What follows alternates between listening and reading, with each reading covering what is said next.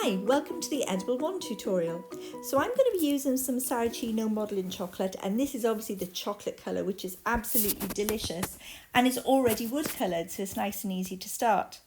Whatever ball you grab will be how big your wand can be, but if you look at my centimetre boards you can see roughly how big it is then.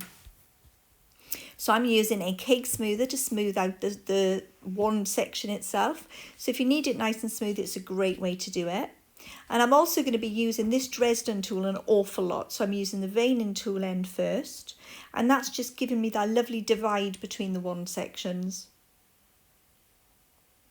So you can just reshape every bit by hand. I must admit, when you're working with a circular tube, you do have to roll it quite a lot with your fingers.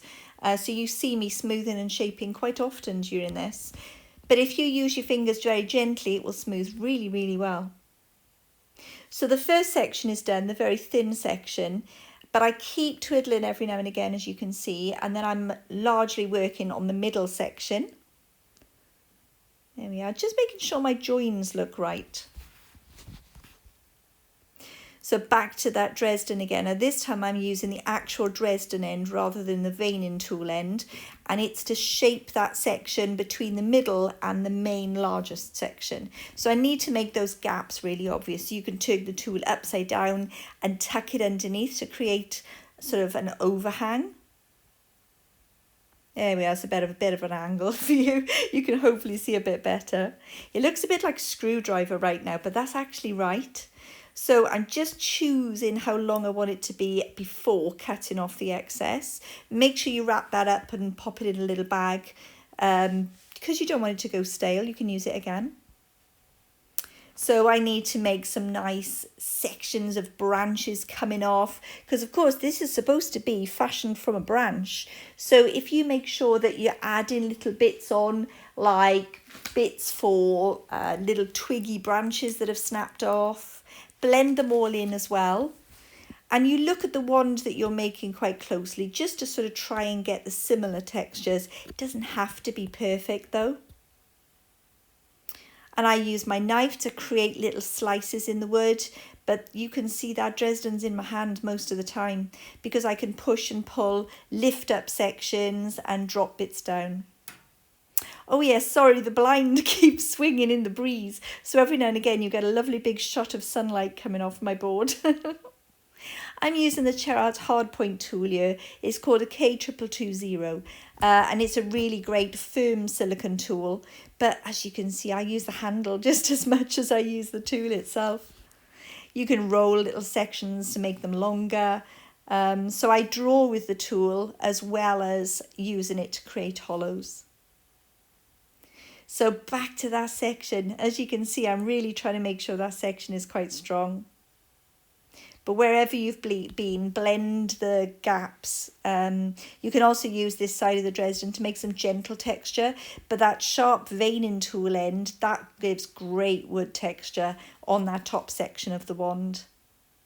And if I've done an overhang, make sure you tuck in underneath as well. And I'm still blending in that extra little twiggy branch that came out from the side. So I'm blending in from all sides. I'm making sure it looks like it belongs there really. And also, you don't want it to fall off when you've handed it to your customer. So do the little indentations here. You can either use the handle that I've got. If you haven't got that, can you see the little Squires kitchen bone tool at the bottom? That's to show you that you could also use that one as well. So back to that top sections, we need to get the very top bit now. So this is like a section of the branch that the bark is still on, and it looks really heavily textured and gorgeous.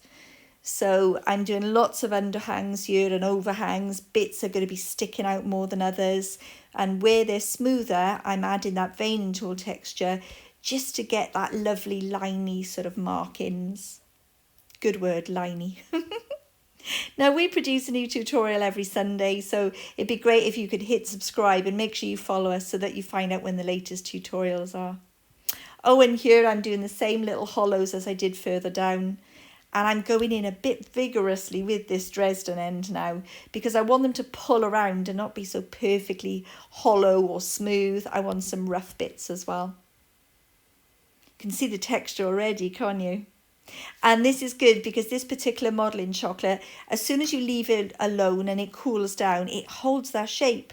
This is why it's probably my favourite modelling chocolate. There we go. Get in there now. Just doing a little bit of finishing touches and just adjusting little bits. But like I said, it doesn't have to be perfect. Just enjoy it. So just make lots of nice, interesting shapes. Stretch it out a little bit as well, because that also makes the lines even finer when you stretch them. There we go. So we're going to move on now to some painting. Now I'm going to be using Fractal colours. I've popped them down there so you can see which ones. I'm going to be mixing in a bit of the white as well as the lemon yellow and a touch of that milk chocolate to get a really mustardy caramel sort of brown. And the reason I didn't do it with two different pieces of coloured brown was so that I knew I could do this over the top. If you add in some white, it makes it quite opaque looking. So that's why I can completely change the colour of the brown. I do play with it a bit though, so I don't just keep it the one flat colour. You can see me now going back over with a bit of milk chocolate. And then I'm back to the middle section. So that's the white, lemon yellow and milk chocolate mix again. Now I'm using a Culpitt dipping solution. So this is a very high percentage alcohol and it evaporates really, really quickly.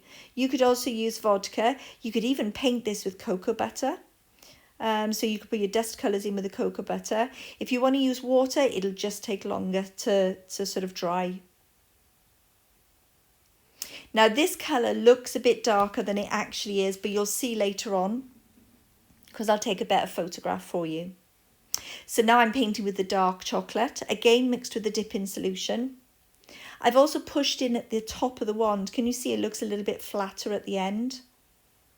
I'm making sure I've got a base coat on basically. It needs to get a lot darker. So now I'm going in with the black, which is a great black actually. It's a true black. But I need to go over that and get some other paler sort of faded off patches in. So first off, get the loose stuff off with your kitchen paper. Then I'm just going to dab every now and again with the dark chocolate again. And then I'm mixing some white in with my lighter colour mixture that I used earlier for the lower part of the wand. And then after I've done that, I go back over it again with black. Now you may think, well, what's the point? But trust me, you do see a difference. So I've got some slightly pale patches because I didn't want it 100% black.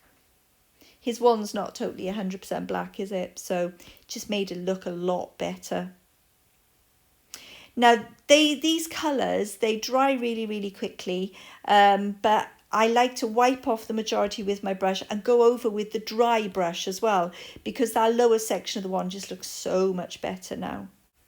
So let's get a little bit of bronze. Now I'm mixing it in with the black. I just wanted some little sparkly bits. Now I know it's supposed to be a lump of wood, but what I found was this helped add the highlights in as well. Very, very light. You can probably barely even see it.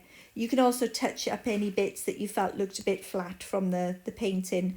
I've done this wand in the time that you've seen, so I think we worked out it took 19 minutes or so to make the wand. So it's not very long really, is it? So I need to make sure this colour's going to set now as well. So I'm going to use the PME spray glaze, and you use it like the hiss of a snake. Don't big long squirts, nice short squirts.